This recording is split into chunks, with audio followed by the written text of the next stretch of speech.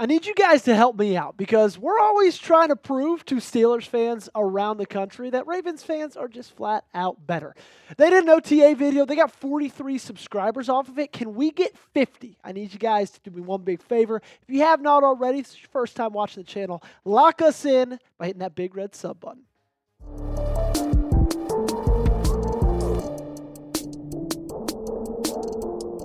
It is that beautiful time of the year where we get to talk about some football yet again because we are one day away from OTAs officially starting for your Baltimore Ravens. On today's show, I'm going to dive into what I want to see and then 5 impact players that you guys need to watch out for.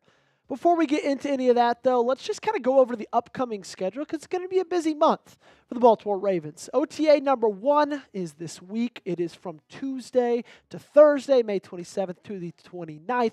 Then June 3rd, OTA number 2, OTA number 3, June 5th through 6th. The last and final one, June 9th through the 13th. And then mandatory minicamp will happen June 17th through the 19th, and then they'll wrap up for a couple of weeks, and then training camp is here, and then before we know it, the 2025 NFL season is here as well. So what I want to hear out of the practice facility for your Baltimore Ravens, I want to hear that the defense is winning in 7-on-7. And I know that feels weird to say, but I have confidence in Todd Monken, Lamar Jackson, Derrick Henry.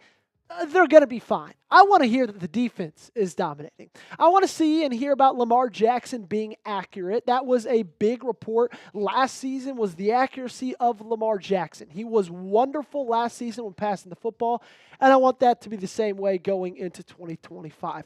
I want to hear that D-Hop looks young and healthy. He's 32 years old. I don't think he's over the hump yet. Now, I also don't expect him to go for over 1,000 yards, but I want to see that he's looking good, feeling fresh, and looking fresh.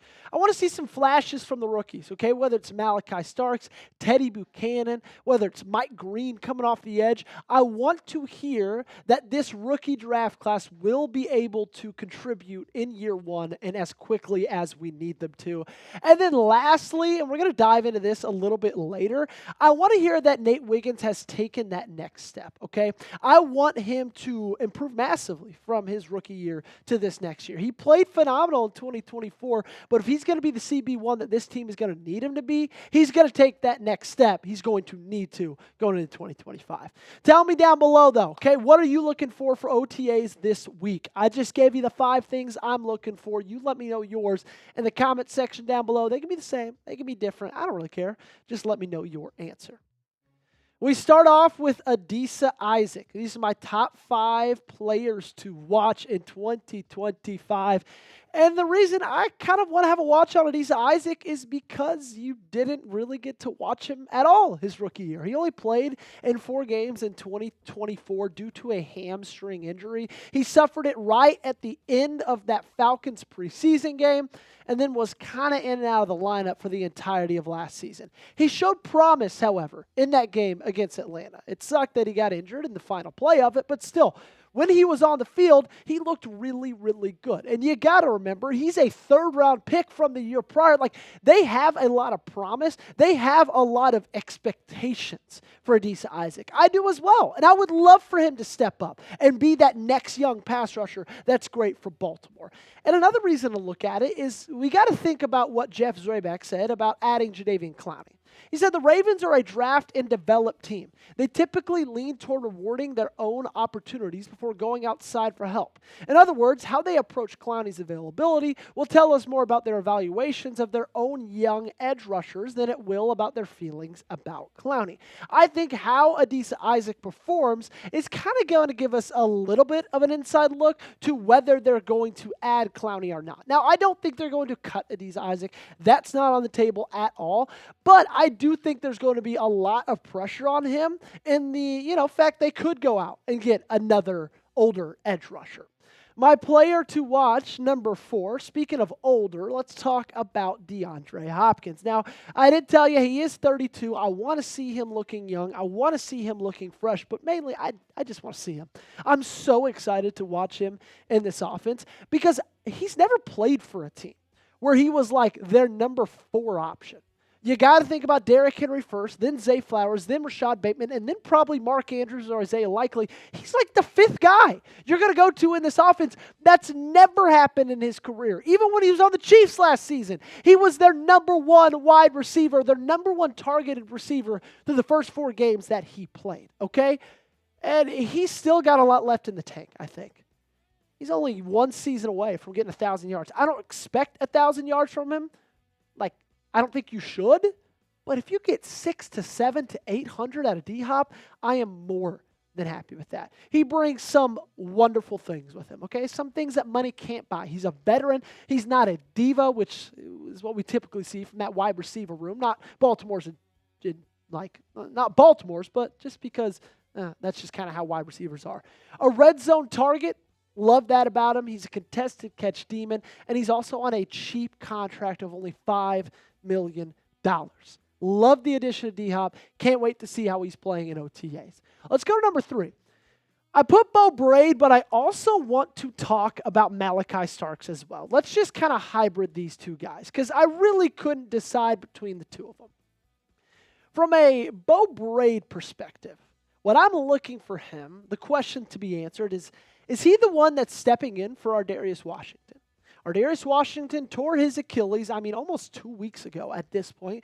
They've yet to add any other option from the time of this recording at that safety position. And that reason might be because they've got a lot of trust in Beau Braid. What he showed last year in the preseason was awesome. 16 tackles, 8 stops, 1 forced fumble, and a pass deflection as well.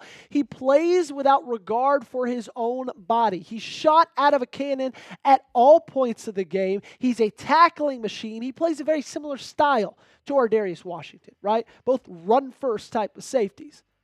I'm really curious to seeing how he develops and how he looks and if he can be the guy to trust to step in for Ardarius Washington.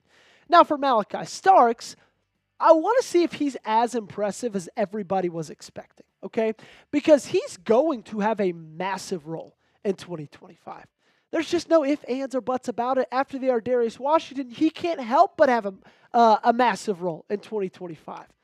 He's a guy who played a lot of really great college football. He was a starter all 3 seasons at the best defensive school in the entire country.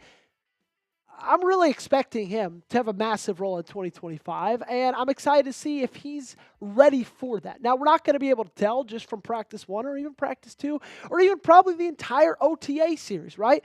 Preseason, training camp, that's going to show us a little bit more, but I'm still excited to see it. I want you guys to take a guess for me.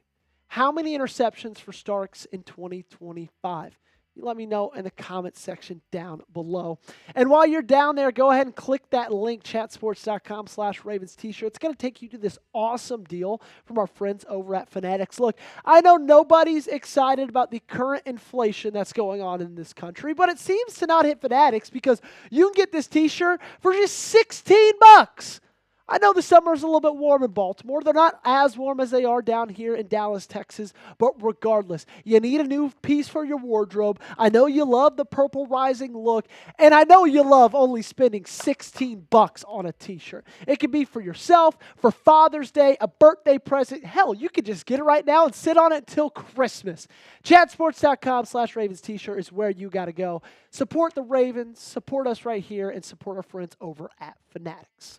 Let's talk my second player I'm looking at. My second most excited player to look at is Teddy Buchanan. Keep your eye on him. I love a ton of things about him, okay? He's a freak athlete. He's a great coverage linebacker, and because of that, my third thing is I love that he's not the same linebacker as Roquan Smith. I think that's where Trenton Simpson kind of took a step back last year. Is because they were very similar type linebackers. Very short tacklers, not that great in coverage, and that's not what Teddy Buchanan gives you, okay? He's a good tackler, but he's phenomenal in coverage. He has phenomenal athleticism, ran a 4.6 40-yard dash. His vertical's off the charts. His broad jump is pretty great as well. Scored a 9.42 relative athletic score at the scouting combine. And the Trenton Simpson thing, guys, let's just call it for what it is. It is weird.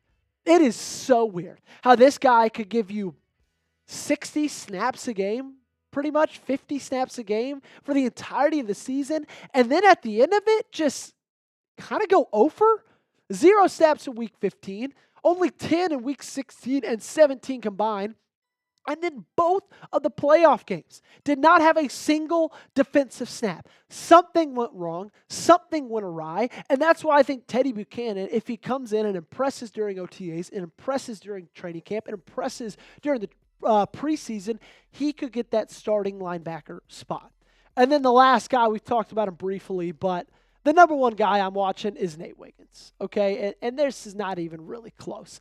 He needs to be the cornerback one on this roster in 2025. You had the luxury of having him and Marlon on the outside. But since the Ardarius Washington injury, Marlon's probably going back to the inside because Kyle Hamilton's going to have to go back up to safety, and Wiggins is going to be your number one outside corner. And look, I get it. He did phenomenal in 2024. I mean, look at these numbers. A quarterback rating of only 59.7 when targeted, 0 touchdowns allowed, lowest catch rate at 43.6 in the entire National Football League. He had a wonderful rookie year. But he also wasn't on the field a ton. A good amount, 680 snaps, but when you compare to Brandon Stevens and Marlon Humphrey, that's not even close. Stevens logged over 1,000 snaps in 2024. Marlon, almost 1,000. Nate Wiggins didn't even eclipse 700. That snap count's going to go up, okay? I can promise you that. He's also going to be covering every single or every team's wide receiver one for the entirety of the year. I need to see him take a massive leap, and I'm excited to see how he looks in OTAs. I'm expecting him to look really, really great. It's Vegas time, okay? If I'm setting the snap over-under at 950.5, would you go over or would you go under that? Let me know in the comment section down below by giving me an O for over or a U for under. And while you're down there, you'll find the links to my social media. You can find me at Joey Petersen8 on Instagram and at Joey Petersen8 on Twitter.